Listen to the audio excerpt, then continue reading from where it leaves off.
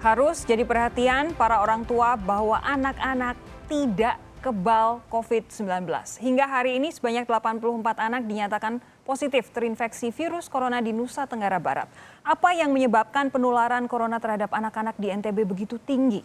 Untuk membahasnya, kita sudah terhubung dengan Sekretaris Daerah Provinsi Nusa Tenggara Barat, lalu Gita Aryadi, serta Dewan Pakar Ikatan Ahli Kesehatan Masyarakat Indonesia, Hermawan Saputra. Selamat malam, Pak Gita dan juga Pak Hermawan. Selamat malam, Pak Sofi. Warahmatullahi wabarakatuh. Waalaikumsalam warahmatullahi wabarakatuh. Pak Gita, saya ke Anda terlebih dahulu. Apa sih yang menyebabkan anak-anak di NTB tertular virus corona dari yang diketahui oleh pemerintah saat ini? Ya, terima kasih. Awalnya kami di NTB pada posisi sudah seakan melihat ada sinar terang di ujung terowongan, artinya bahwa beberapa waktu yang lalu sebelum Hari Raya Idul Fitri, angka temuan baru kasus COVID positif terjadi penurunan, kemudian angka kesembuhan juga terjadi peningkatan dan angka kematian stagnan pada waktu itu pada posisi 7 orang. Jadi pada saat itu seakan-akan bahwa COVID sudah dapat kita kendalikan, klaster-klaster yang menjadi prioritas penanganan, yaitu klaster Goa sudah bisa kita deteksi dan kendalikan, demikian juga klaster-klaster yang lainnya. Kemudian seiring dengan perjalanan waktu, mungkin karena euforia dan lain sebagainya, mungkin ada disiplin yang mengalami pelonggaran. Sekarang yang menjadi kecemasan kita adalah terjadinya transmisi lokal. Yeah. Transmisi lokal ini lebih mencemaskan lagi. Di Nusa Tenggara Barat akan kedatangan 4.500 pekerja migran migran Indonesia TKI kita, yang ini bagaimanapun dengan jumlah yang cukup besar harus kita antisipasi. Spesifik soal anak-anak ini, apakah sudah ada tracing dari mana mereka tertular virus corona ini? Dengan imported case yang terjadi, yang masuk, serta klaster-klaster yang ada, kan kita memang cukup gencar melakukan tracing.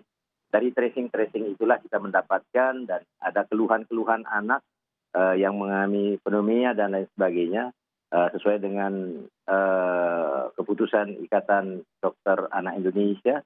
Treatmentnya adalah penanganan COVID, sehingga angka yang kita temukan juga menjadi cukup tinggi.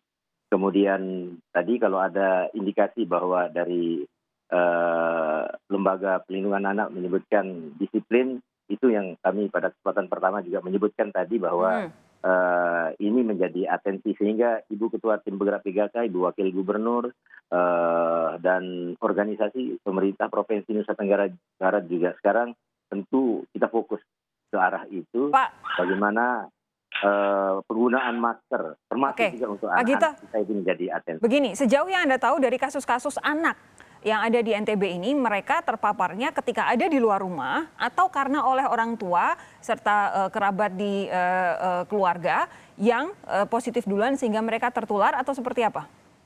Semua dugaan itu terjadi, baik pada transmisi, kemudian pada saat kehidupan di luar itu juga ada, sehingga mau tidak mau menjadi atensi kita, baik di dalam lingkungan keluarga maupun bersosialisasi dengan masyarakat, harus kami tegakkan kembali disiplin COVID-19 tersebut. Pak Hermawan, jadi betul ya, anak-anak memang tidak kebal corona seperti yang ketika awal-awal dulu dipercaya oleh sekian banyak orang? Ya, Mbak Sofi, jadi memang dari awal sekali untuk anak ini kita sudah mengingatkan bahwa salah satu segmen usia yang berisiko ini pada usia anak-anak, karena sebenarnya anak-anak ini bahkan kadang dia bisa tanpa gejala karena beraktivitas biasa dan juga samar dengan kerentanan anak yang lainnya, apalagi usia balita. Nah, khusus mengenai Provinsi NTB ini, kita juga udah menyorot dari awal ya, dari Ikatan Ahli Kesehatan Masyarakat, bahkan kami pernah mengingatkan dan melaporkan ke Pak Gubernur terkait dengan pelaporan data yang kami melihat ada sedikit kejanggalan dari data di NTB. Kenaikan kasus positifnya itu selalu signifikan, tetapi malah laju ODP-nya menurun. Nah, itu bisa kita tracking dari data rutin yang dilaporkan. sehingga terlihat tidak terkesan. Padahal kami sangat tahu kerja keras yang sudah dilakukan oleh teman-teman di Provinsi Nusa Tenggara Barat ini terus dilakukan dan kita pantau dengan baik, tetapi juga pengelolaan data dan tingkat risiko terkait dengan orang dengan dalam pemantauan dan juga orang tanpa gejala ini belum optimal dilakukan tracing. Nah, seperti yang disampaikan oleh Pak Gita tadi, sebenarnya di NTB ini menarik klaster. Klaster awal itu dari masyarakat yang dari Goa, yang pada akhirnya sempat pulang ke rumah masing-masing. Jumlahnya tidak tanggung-tanggung, ada 1.487 dengan faktor ratusan orang yang sudah COVID sebenarnya dari dari klaster Goa sendiri.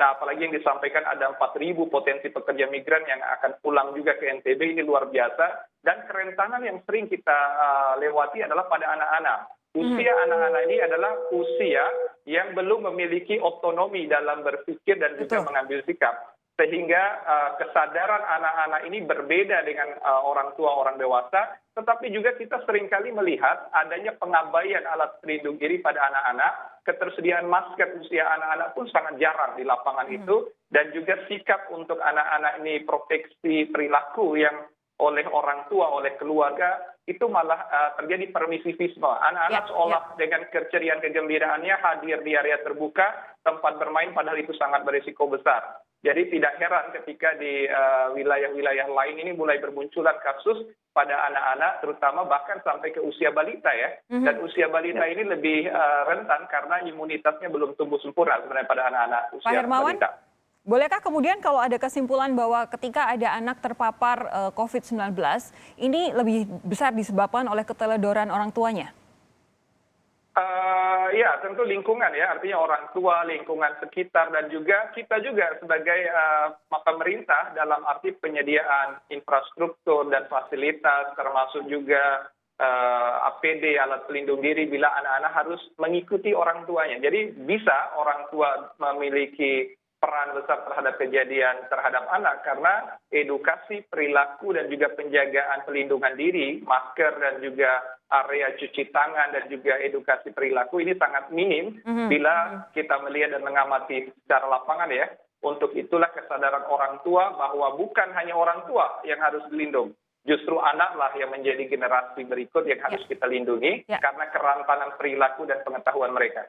Pak Gita, lalu apa yang akan dilakukan oleh pemerintah provinsi Anda untuk mencegah bertambahnya kasus COVID-19 pada anak di NTB? Ya, sebagaimana kami menangani klaster Goa, tentu ini sekarang menjadi atensi utama kami untuk bagaimana memproteksi anak-anak sehingga tidak menjadi klaster yang terus membengkak. Tadi disebutkan bahwa usia anak-anak adalah termasuk yang kategori kelompok usia yang rentan tentang COVID ini, dan faktanya sekarang kami alami seperti itu, maka kebijakan-kebijakan pemerintah dalam penanganan COVID, kami fokus kepada bagaimana perlindungan kepada anak. Di samping itu ada memang kecemasan lainnya bahwa tenaga kesehatan kami juga jadi klaster yang harus menjadi atensi karena sudah mulai banyak juga tenaga kesehatan kami yang terpapar oleh COVID-19. Terakhir untuk Pak Hermawan begini, apa yang harus dipahami oleh orang tua? Bahwa anak-anak memang mereka usia anak-anak mereka suka bermain, mereka pasti rindu teman-temannya, mereka pasti ingin berinteraksi, mereka juga pasti akan tidak nyaman begitu mengenakan masker. Apa yang harus dipahami orang tua sehingga mampu dan mau untuk menjaga kesehatan anak-anak ini lebih ekstra?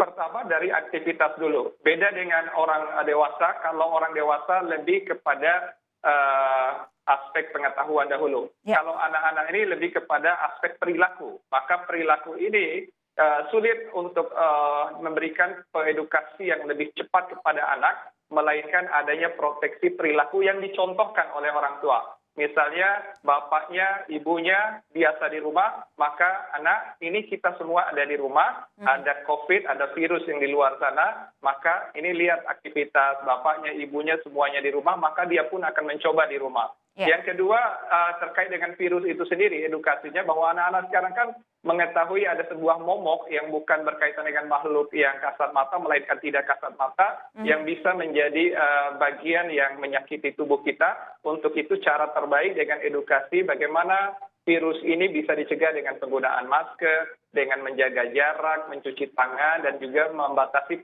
pergaulan antar teman-temannya. Ya. Anak-anak ini kan rentan begitu ada melihat ada permainan, ada segerombolan temannya ikut-ikutan. Nah ini yang harus satu sama lain kita sampaikan edukasi kepada keluarga dan juga komunitas, masyarakat sekitarnya, termasuk pada RT, RW, dan juga kepala dusun, kepala kampung, agar mengendalikan anak-anak ini dengan gaya dan pemahaman anak-anak, sehingga kalau bisa bermain itu terbatas dahulu pada keluarga terdekat, dan kalau bisa di area rumah sendiri tanpa harus keluar dulu. Nah yang terakhir yang ingin saya sampaikan, Mbak Sofi, karena ada wacana the new normal dengan pembukaan sekolah dan seterusnya, saya harapkan pemerintah, terutama pemerintah Provinsi NTB dan khususnya di wilayah Lombok Timur karena kasus paling banyak di sana, agar betul-betul melakukan pertimbangan. Bila saja ada wacana the new normal, kita tidak gegabah untuk ikut-ikutan karena juga ini berkaitan dengan kerentanan pada usia sekolah. Anak SD, TK, dan PAUD itu sangat berbeda dengan usia SMP, SMA, apalagi mahasiswa. Untuk itu prioritas bila harus memberikan edukasi dan juga the new normal harus melihat segmen usia. Karena anak-anak SD, PAUD, dan TK ini belum memiliki kemandirian dari cara berpikir dan bersikap. Untuk itu contoh perilaku dan juga persuasi dari keluarga lah yang paling bisa kita andalkan saat ini, Mbak Sofi. Contoh perilaku dari orang tua dan juga keluarga yang berusia sudah dewasa jadi penting untuk memberikan pemahaman bagi anak-anak apa yang saat ini terjadi di dunia kita. Terima kasih sekali lagi Sekretaris Daerah Provinsi Nusa Tenggara Barat, lalu Gita Aryadi, dan juga Dewan Pakar Ikatan Ahli Kesehatan Masyarakat Indonesia Hermawan Saputra sudah bergabung di Sapa Indonesia Malam. Terima kasih juga kepada Anda, saudara, sudah menyaksikan kami di Sapa Indonesia Malam hari ini. Saya Sofi Syarif undur diri. Kita ketemu lagi besok. Sampai jumpa.